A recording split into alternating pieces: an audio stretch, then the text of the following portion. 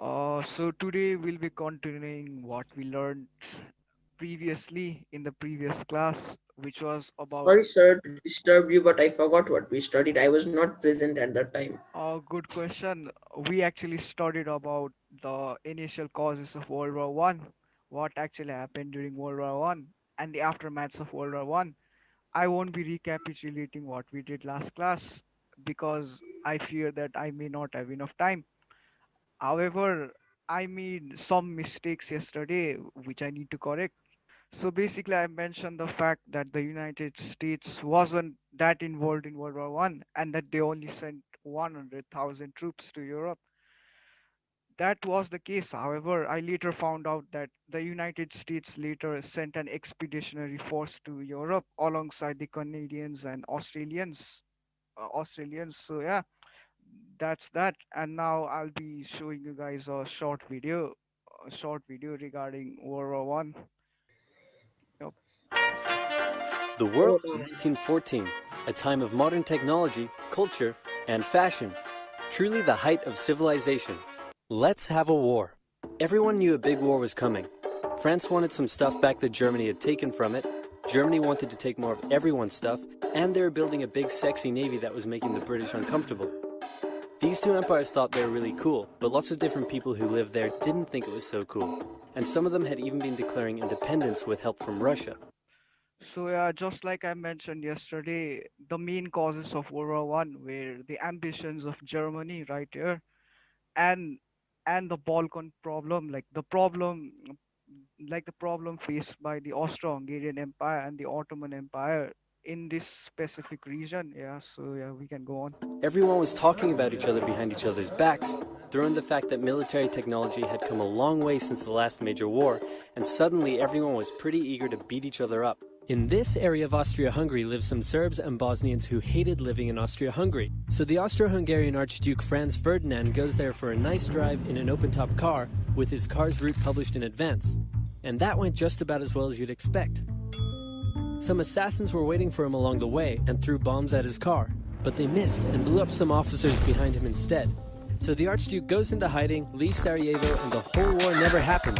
Except no, the Archduke doesn't leave, but That never happened. Right? That was a theoretical scenario, but in real life, he actually got killed, and that started World War One. instead goes back out in the open-top car to visit the injured officers in hospital. The driver takes a wrong turn and by sheer coincidence gets stuck beside one of the failed assassins, who shoots him. And that's how World War One initially started, the initial phase of World War One. Austria-Hungary is understandably pissed about all this, and they think the Serbian government had something to do with it, which they might have. So they go to their ally Germany and say, hey Germany, we're going to declare war on Serbia, and Germany is all for that. So Austria-Hungary send a big list of impossible demands to Serbia, and when Serbia refuses, they declare war. So this was the ultimatum sent by the Austrian government to the Serbian government. Some of the demands included handing over the alleged assassin over to the Austrian government for due punishment, and to also ban a Serbian ultranationalist group, which the Serbs obviously refused. Yeah, so Austria-Hungary and Germany are friends, and Serbia is protected by Russia, who's friends with France, so they'll declare this war on part each can other. get bit Montenegro complex. joins in So too. yeah. France and Britain also have a kind of alliance, so when France says, hey Britain, you got my back? Britain is like, maybe? And then they decide to stay out of it, which is great for Germany because Germany has a plan. They know that Russia is so big and clumsy that it will take them a while to get ready for war. So with this guy in charge, Germany will send all its troops into France at lightning speed while Russia's getting ready, defeat France, then move all the troops to Russia and defeat Russia, and then we all speak German and eat Pfefferpottast every day. Just one problem. France has loads of forts and defenses along its German. So yeah, this was the initial plan made by the Germans to take over Europe without making a major war. However, as evident, this failed, and we got World War One instead. border, and Germany can't waste any time fighting them, so Germany decides to go around them through Belgium. At the time, Belgium was a neutral country. It did not take any sides. However, that did not make it immune from a German invasion, and so yeah, Belgium got brutally invaded by Germany. Yep. Belgium is neutral, but Germany wants to march 750,000 troops through it to get around France's defenses. They're hoping Belgium will just kind of sit down and shut up, but they don't. They fight back. And they're pretty good too, so they slow the Germans down. What's worse is that Britain shows up, and they're pretty pissed that Germany's invading neutral countries. So now Britain declares war on Germany. So Germany... So yeah, initially the United Kingdom was reluctant to join in the war. However, since Germany violated Belgium's neutrality, that caused the United Kingdom to officially join the Allies. So push yeah. on through Belgium and commit some atrocities along the way. They also wear spikes and sometimes skulls on their uniform. So if you're trying to not look like the bad guys, good job. The Allies have a propaganda extravaganza, and this... So yeah, whatever happened in Belgium, it was known as the rape of Belgium, and that caused great outcry and caused many nations to join the UK-France alliance. Yeah, basically the Germans failed at the beginning. So yeah, starts having an influence around the world, notably in America. yeah, that The US influenced President the Woodrow Wilson Americans. sees himself as a bit of a Jesus figure and spends most of the war trying to get everyone to just hug it out. But there's also a large population of ethnic Germans living in the United States, and when the war first broke out, they were like, yay, Germany. But now that they're committing atrocities in Belgium, they're less enthusiastic. So initially, the United States had no interest in this war. It was neutral and it was isolationist. The president of United States at the time, Woodrow Wilson, he wanted to establish peace on the European mainland. However, that did not work out, and many German Americans supported United States taking up alliance offer from Germany. However, that did not work out, and so yeah. Let's play Spot the French Soldier. Did you see him? Easy, right? He's wearing a bright blue uniform with red trousers. And do you know who else spotted him easily too? The Germans. So when the French were slowly marching in columns through the countryside, the Germans easily tore them to shreds with their giant guns. All the nations involved in this war went in with an old school war mentality. So yeah, basically before World War One, the technology was pretty primitive, or should I say it was pretty old. However, World War One forced many countries to make great changes to their military technology. As seen here, uh, Countryside. France did not exactly have a good military uniform, nor did it have a good military technology. However, the war forced France to develop itself in military aspects so it could win against the The Germans. Germans easily tore them to shreds with their giant guns. All the nations involved in this war went in with an old school war mentality, and all of them had to update their uniforms and tactics a lot during the Great War. Because this war was going to be like nothing anyone had ever seen. So yeah, the World War One was not like any other war in human history besides World War Two. Of course, it actually forced many countries to make great changes, and it brought about many progressive reforms, and it is due to World War One that we live in a world. We live in a we live in the modern world like ours right now. Before. Russia's ready for war, and way earlier than expected. Hey, Austria-Hungary, can you get on top of that? Oh yeah, sure, we've got this. Nope. So Germany has to send some troops back to the east to defend against the Russians. The chief of staff of the Austro-Hungarian army is this guy, and although he is handsome, he turns out not to be the best military strategist. Austria-Hungary constantly ignores Germany's advice, and then comes running back to Germany whenever they get in trouble. Austria-Hungary even gets its ass kicked by tiny Serbia, who repels all their invasion attempts at the start of the war. It's better news for Germany in the north, though, where they almost completely wipe out the Russian Second Army.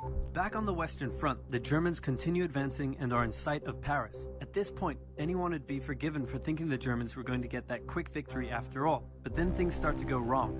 The French commander-in-chief knew something had to be done, and he ordered his armies to stop retreating. In the resulting battle, a gap opened up in the German lines. If a gap opens up, the enemy can use it to flank you from the side and behind, so the German armies have to retreat.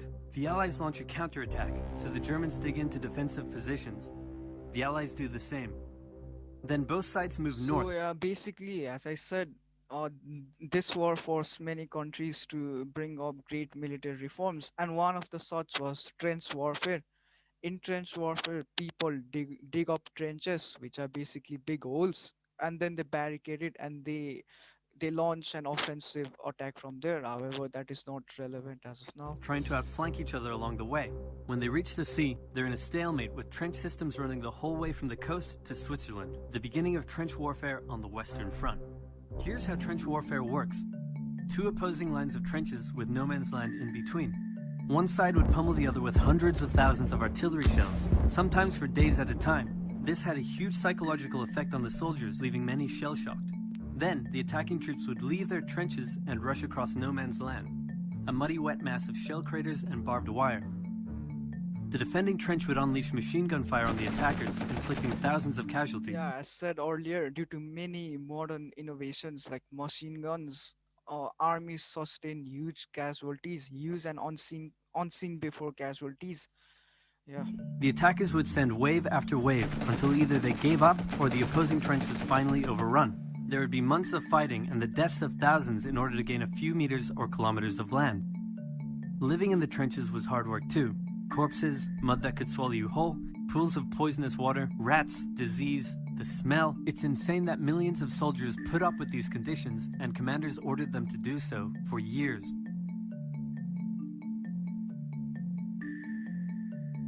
So yeah, that was the part one of oversimplified video regarding World War One. So any questions, or should I No, proceed? sir. Yeah. So I guess I'll move on. With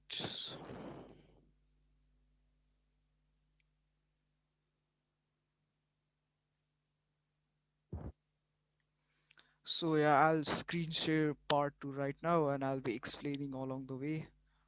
So yeah, can you guys see my screen?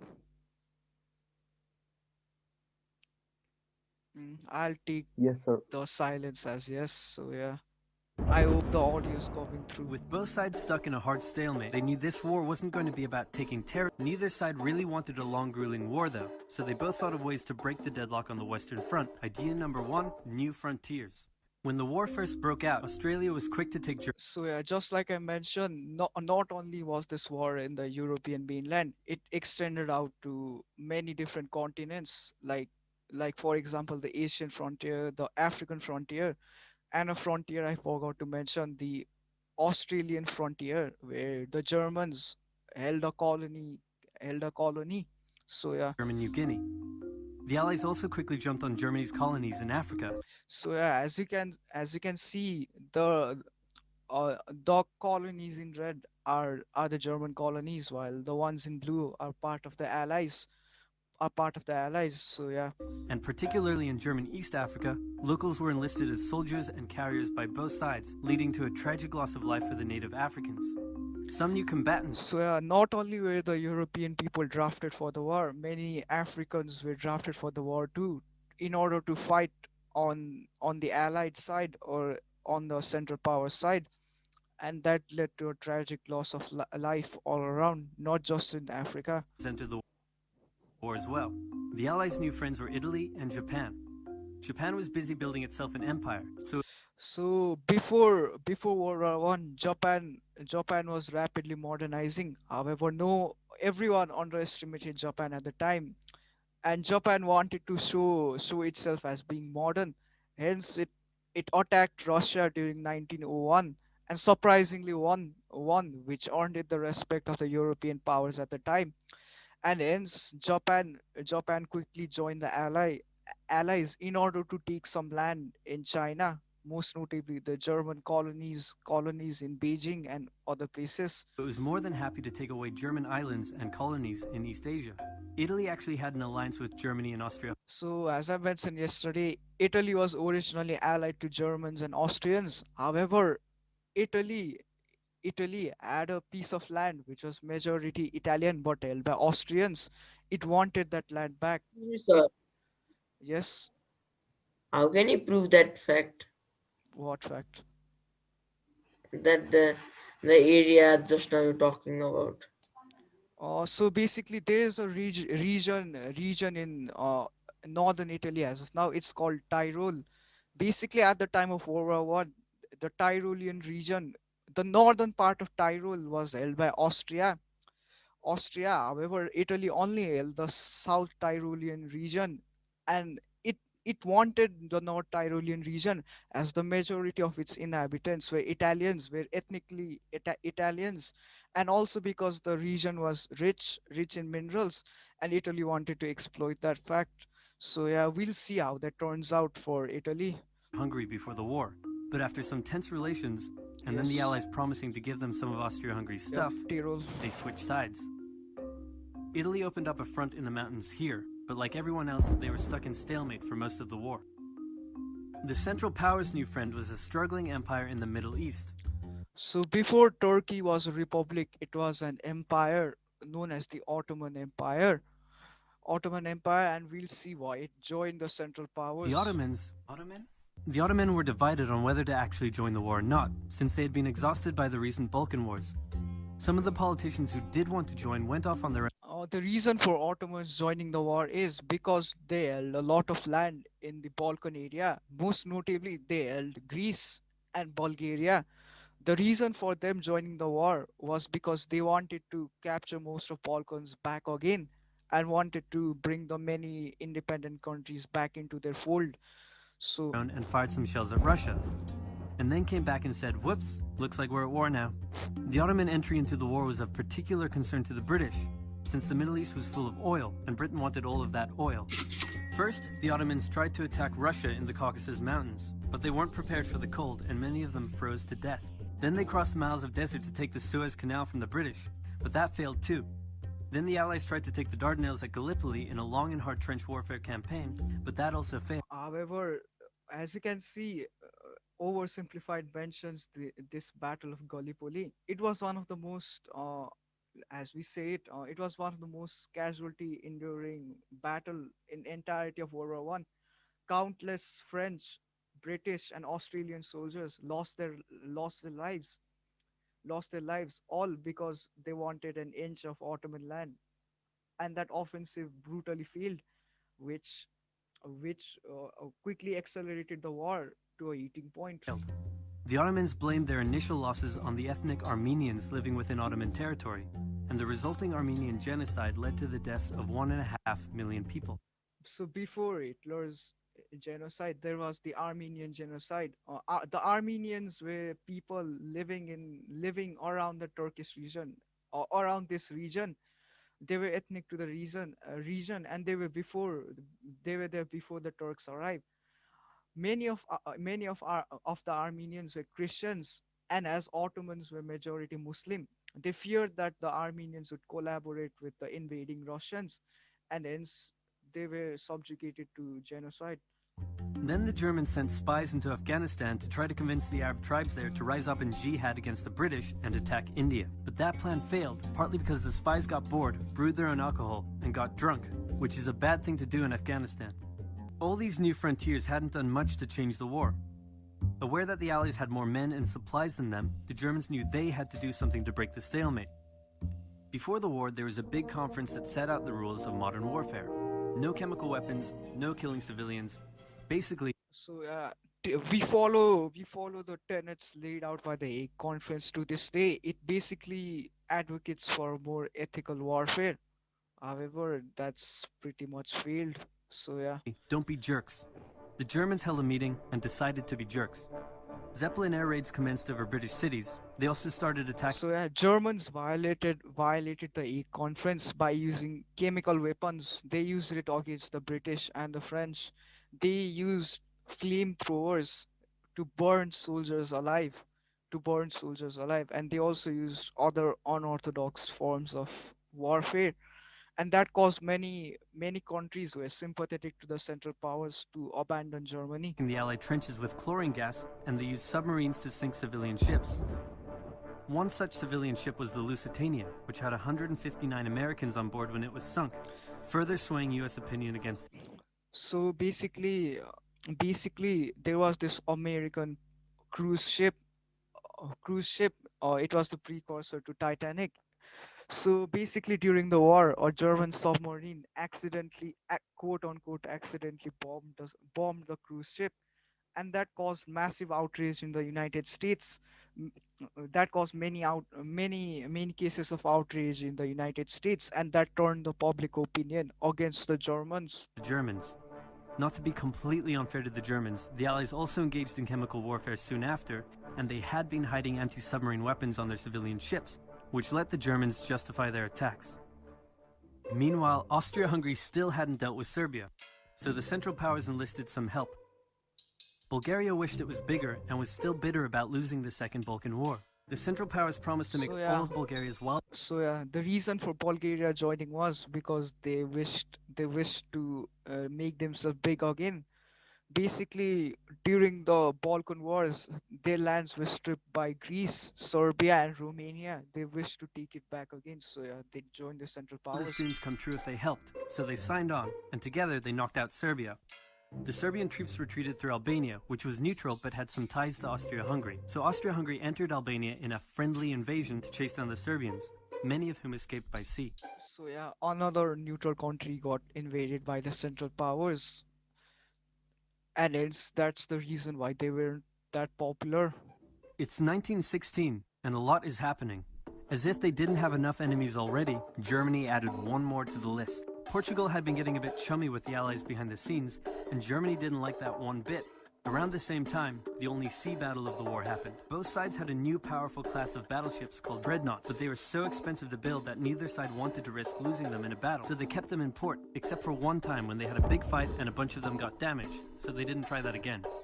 The UK started conscripting men to the army, so they had plenty of reserves, which is just as well because the Western Front was about to get brutal.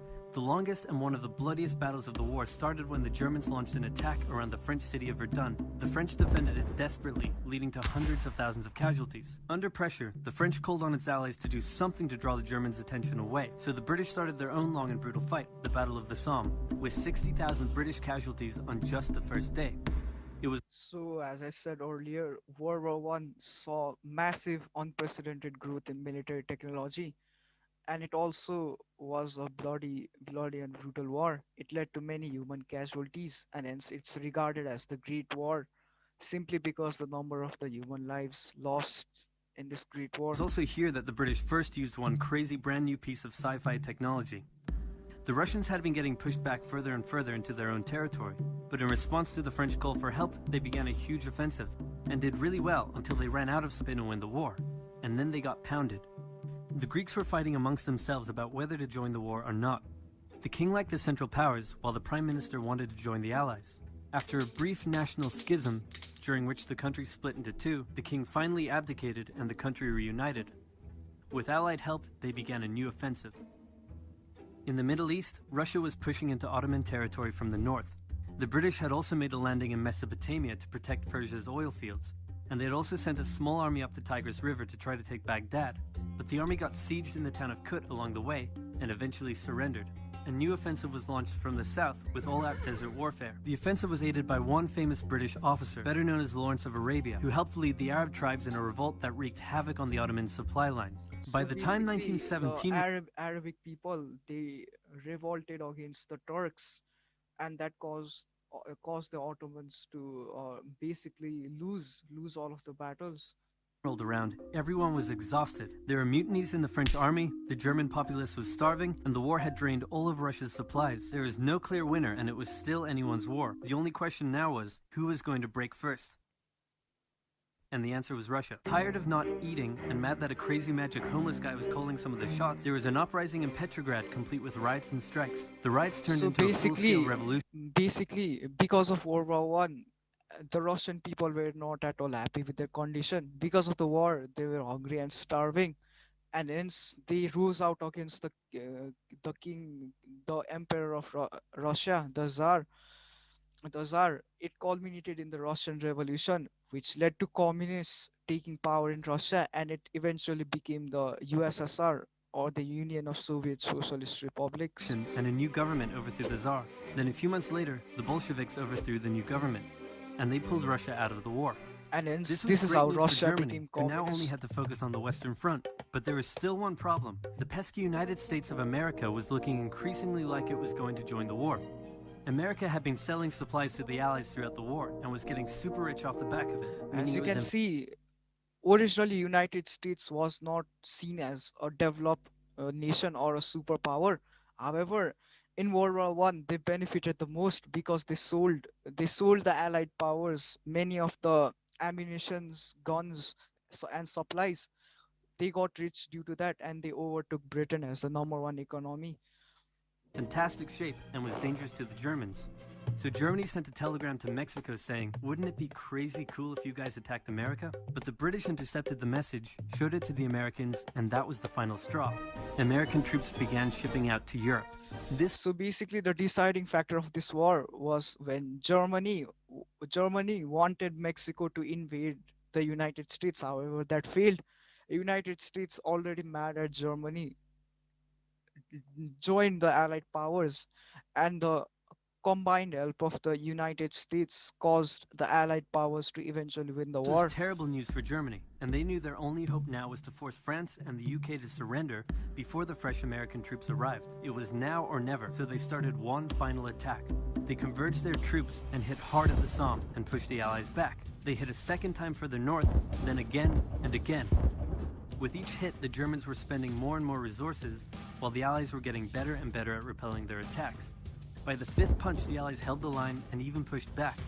With American troops now arriving in larger numbers, the Allies launched a counterattack. Approximately 2 million United States soldiers from America arrived in Europe, and that turned the wave in favor of the Allied powers. And that was it. The Central Powers were being pushed back on all fronts. Bulgaria collapsed first, followed by the Ottoman Empire, then Austria-Hungary, and finally on November 11, Finally, the German 1918, at Empire 11 o'clock, collapsed. Germany surrendered. At the peace treaty, Germany was forced to reduce its military. As you can see, since Germany was considered to be the country that started World War One, it was given very harsh treaties. Uh, it was forced to abolish its military. It was forced to pay a huge sum of money to the Allied powers, most notably France, and and it was also forced to make many land concessions, which greatly angered the German people. Accept war guilt and pay the bill for the war. After indescribable suffering and millions dead, 17 the world million learned dead, its 20 lesson and million never had hurt. such an awful war again for about 20 years. So yeah, this concludes our topic on World War One.